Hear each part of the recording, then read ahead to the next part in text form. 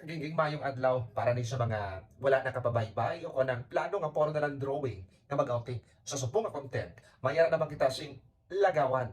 Bantayi kung di kita makanto. Lagata. Hambal gani nila, early bird catches the worm. Kapin pa ang kalatuan na mo hambal dito sa lugar. Matahom ko no ang resort. Matawahay kag malinaw nga daw hindi ka matak-an magtiner sa lugar.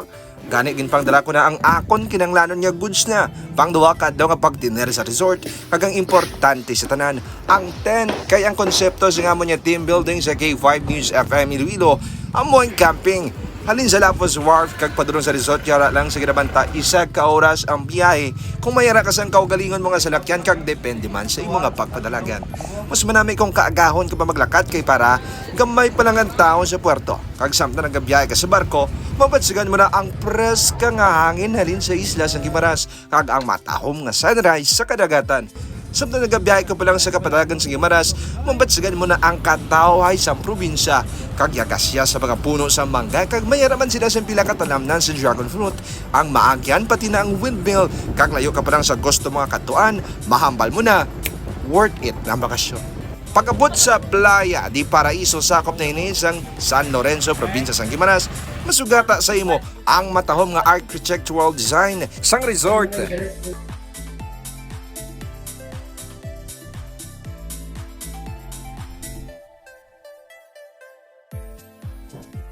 Swimming pool,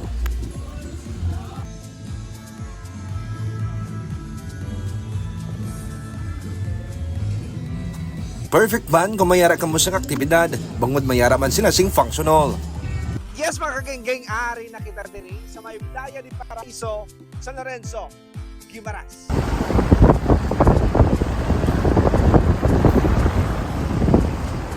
Tanong sini, mayara sa mga puno sang lubi. May mga duyan kag swings kag pwede ka man ka set up sang tent nga nagaatubang sa baybayon kag nagasugata gid sa imo ang mapres ka nga hangin kag pagbutlak sing adlaw. Sa baliwad sa duta, perfect gid ang landscape para pang vlog kag pang picture kag siyempre ginplastar ko na ang akon nga tent sa daro mismo sa puno kalubi kag nagaatubang naman sa baybayon. Dapat aga ka pa magbugtaw para ma-experiensyahan ang sunrise kag sampat gid kung nagahigop ka sa kape. Alright mga kageng-geng, ikadawa na rin naman yan lao dito sa Playa di Paraiso. So muna bugtaw kami mga 5:20. Dila siguro karing pinagkatubang ano sa baybay nga taong makita ang bukid sa Negros. Ang bukid with sa Piak, tamasang Piak ya. May panganod sa Piak kayo, nakita ang panganod do. Hindi naman mangin kompleto ang outing kung wala sing budol fight. Tah, kaunta nyo.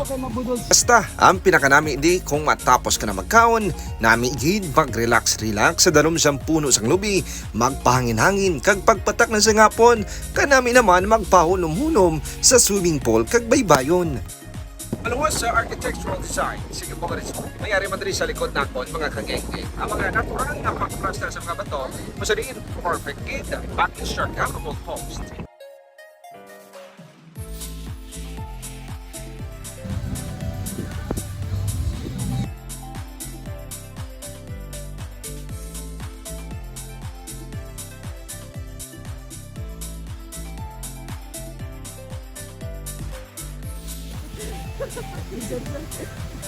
Yes, mga kaginging mo, kabahit pa ka nag-enjoy ka mo sa aton yung mga video-video dahil sa mga area kung ano ka ginagawa natin kag kung mo kalagaw kag inyong plano para outing, ako para sa inyo palagaw tama. Bye!